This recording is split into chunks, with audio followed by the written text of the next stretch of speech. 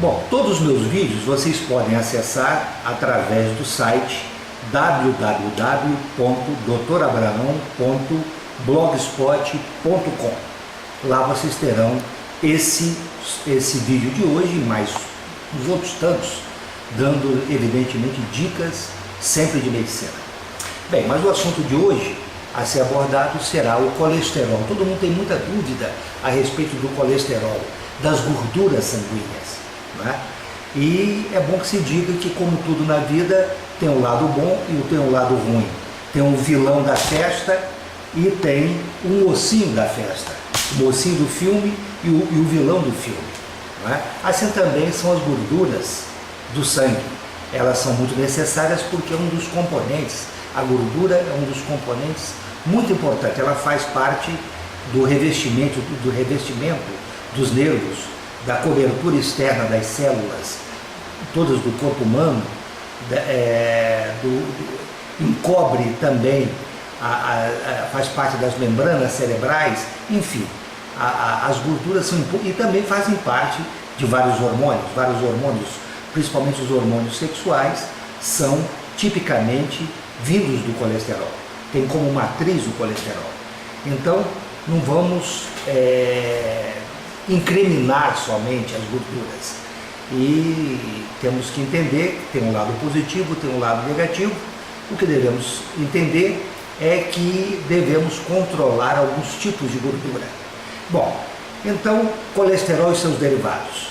O colesterol é a gordura mais conhecida, ela é basicamente um álcool e ela circula na corrente sanguínea num valor geralmente em torno de 200 miligramas por 100 ml de sangue, ou por decilitro de sangue, né? Valores acima desse aí são chamados hipercolesterolemia, quer dizer, um aumento do colesterol no sangue, e valores muito baixos, abaixo geralmente de 140, 130 miligramas, são classificados como hipocolesterolemia, né? A grande maioria, contrariamente ao que muita gente pensa, ou quase todo mundo pensa, é que o colesterol ele tem uma relação com a dieta, isso é verdade, tem uma relação com o sedentarismo, né? Essa pessoa sedentária costuma aumentar os níveis de colesterol, porque os exercícios, eles naturalmente ajudam a queimar o colesterol, né? E quando a pessoa fica muito sedentária, não faz exercício, então é um dos fatores promotores do aumento da gordura do sangue, inclusive do aumento do colesterol também, né? Então o sedentarismo é um dos fatores muito implicados na gênese do aumento dessas gorduras, notadamente o colesterol total e o LDL, que é a sua porção vilã também, né? Então nós temos o colesterol e temos duas frações do colesterol chamadas LDL e o HDL. O LDL, quanto mais alto estiver no sangue, melhor. Pessoas que vivem com níveis acima de 80, 90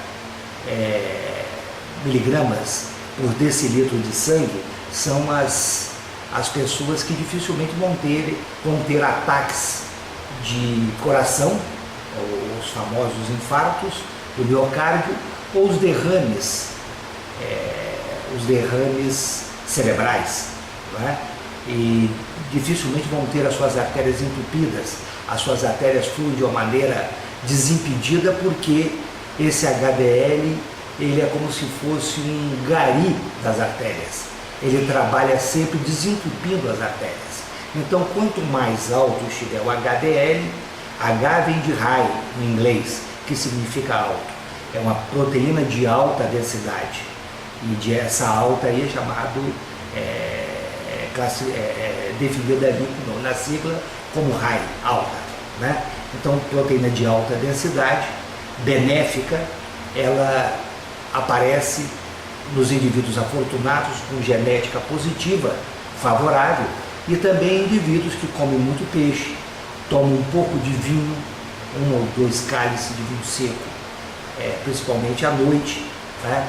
Comem nozes, azeite de oliva e fazem dietas evitando os abusos das chamadas gorduras trans e as gorduras saturadas, os torresmos, as manteigas, as margarinas, os queijos gordos, as carnes gordas, os excessos de fritura, tudo isso levaria a uma diminuição desse HDL. E tem a sua versão ruim, que é o LDL. LDL significa proteína de baixa densidade. Essa é perigosíssima. Essa faz entupir as suas artérias. Então, quanto mais baixa ela estiver, melhor. Então, o HDL deve estar sempre em níveis acima de 45 miligramas por decilitro de sangue, ou CML, e o LDL, quanto mais baixo estiver, melhor. Recomenda-se abaixo de 110, 105 ou mesmo 100.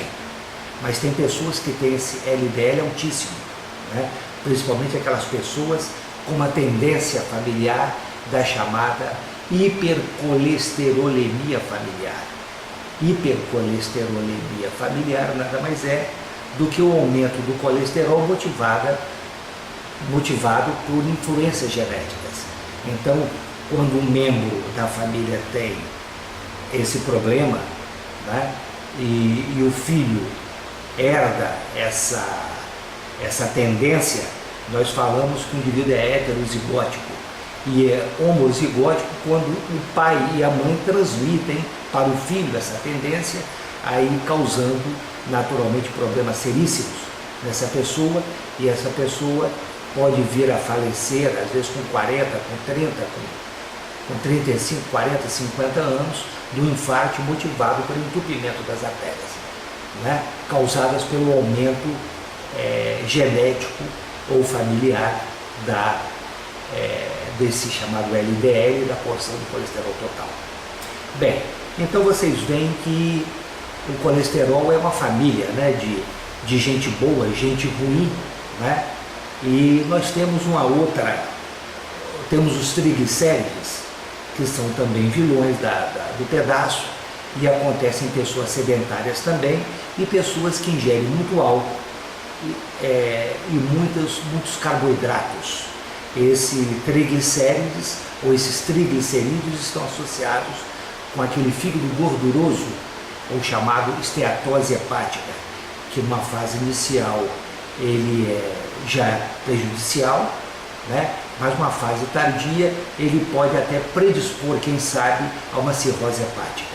Isso vai depender também de uma tendência pessoal e de outros fatores coadjuvantes para que essa pessoa venha a precipitar uma cirrose hepática, que é aquela fibrose com degeneração total do parênquima ou da massa hepática, né? Bom, então vocês veem que esse colesterol ele tem que ser mantido em níveis aceitáveis, né? E que aqui vão as nossas recomendações: manter sempre o peso, uma dieta balanceada, não exagerar nas gorduras saturadas, né? Comer sempre um pouco de gordura saturada, mas não demais. E evitar os produtos industrializados, que são extremamente ricos e danosos à saúde, né? Por exemplo, as salsichas, os presuntos gordos, os queijos gordos, né? Todos os embutidos, eles são extremamente perigosos, porque aumentam de uma maneira muito significativa esses níveis das gorduras ruins no sangue.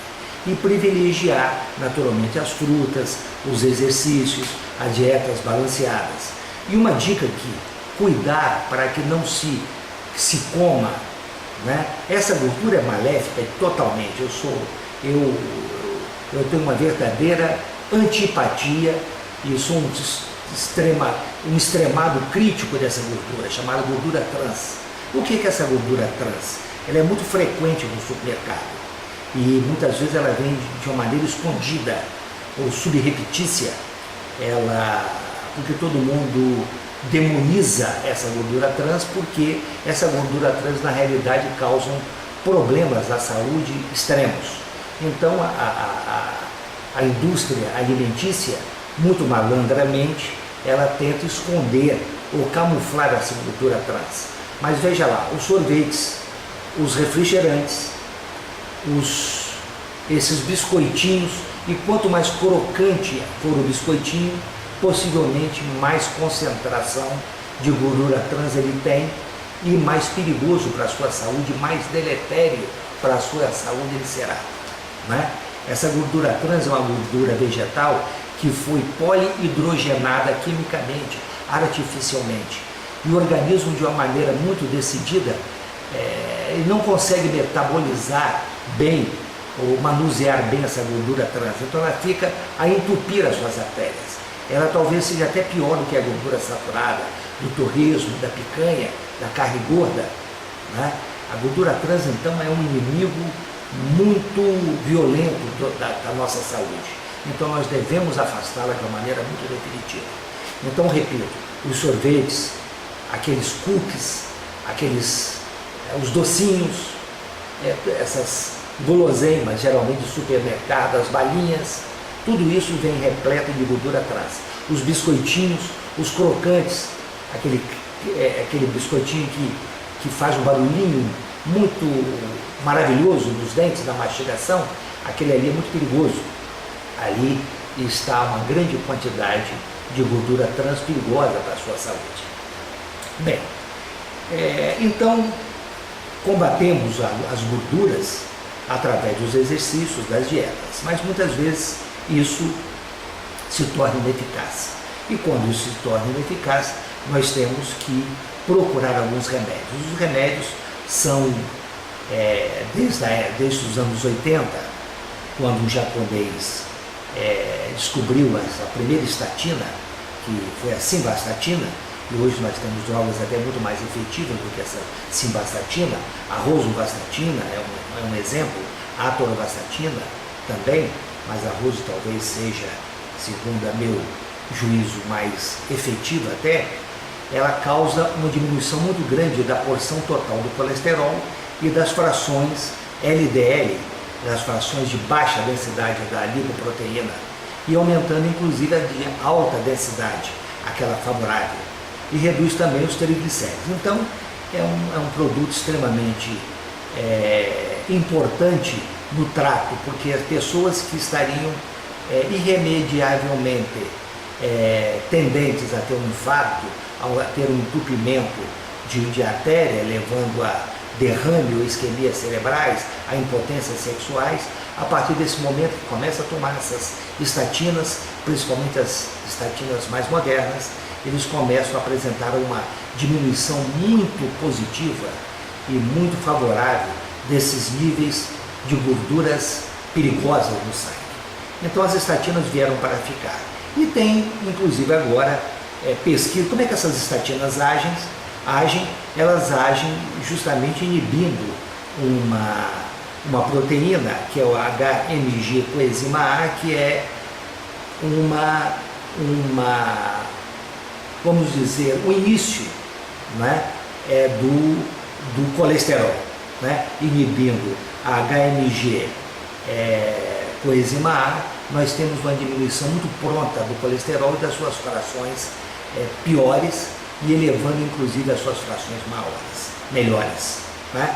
E agora tem uma injeção que não está ainda no mercado e que ela promete naturalmente até uma diminuição muito mais acelerada disso aí, né? Acontece que no fígado, através de pesquisa, eles verificaram que existem, principalmente filhos daquelas pessoas que, como eu falei, são tendentes à chamada hipercolesterolemia familiar, quer dizer, pessoas com 20, 30 anos, já com níveis de 300, 400 miligramas de colesterol, né? E que nada abaixava, né? Então essas pessoas vão ser muito bem tratadas com essa nova injeção. E a descoberta foi interessante, porque verificou-se numa mulher americana e em uma mulher também da África do Sul, pessoa que tinham níveis baixíssimos de LDL. Quando todos os mortais têm níveis ao redor de 120, 100, 130, 140, e muitas vezes até mais do que isso aí, essas pessoas tinham níveis de 30 miligramas por decilitro, né? e verificaram então que elas eram portadoras, tinham níveis baixos de uma proteína, né, a PCSK9, e essa proteína que seria o grande vilão. Quer dizer, quanto mais baixa fosse os níveis dessa proteína no sangue, melhor seria a propensão a essa pessoa ter níveis baixos de colesterol em seu sangue. Consequentemente, começaram a fabricar então um remédio, né? E esse remédio ataca justamente essa proteína. Atacando essa proteína não entupindo os receptores hepáticos do colesterol, nós teríamos aí uma diminuição muito pronta desses níveis de colesterol, inclusive da sua fração deletéria, aumentando, portanto, e de uma maneira muito pronta também, a fração positiva ou do HDL. Então vocês veem aí que colesterol talvez essas dicas aí sirvam para o entendimento de que é necessário preservar a nossa saúde, porque esse colesterol aumentado em níveis indesejáveis vai aumentar a sua pressão, vai entupir as suas artérias, vai predispor vocês à perda de memória, vai dificultar os exercícios, vai piorar a sua potência sexual e vai favorecer ou predispô-los a ataques de coração e a problemas cerebrais seríssimos, né? Essa é a dica de hoje.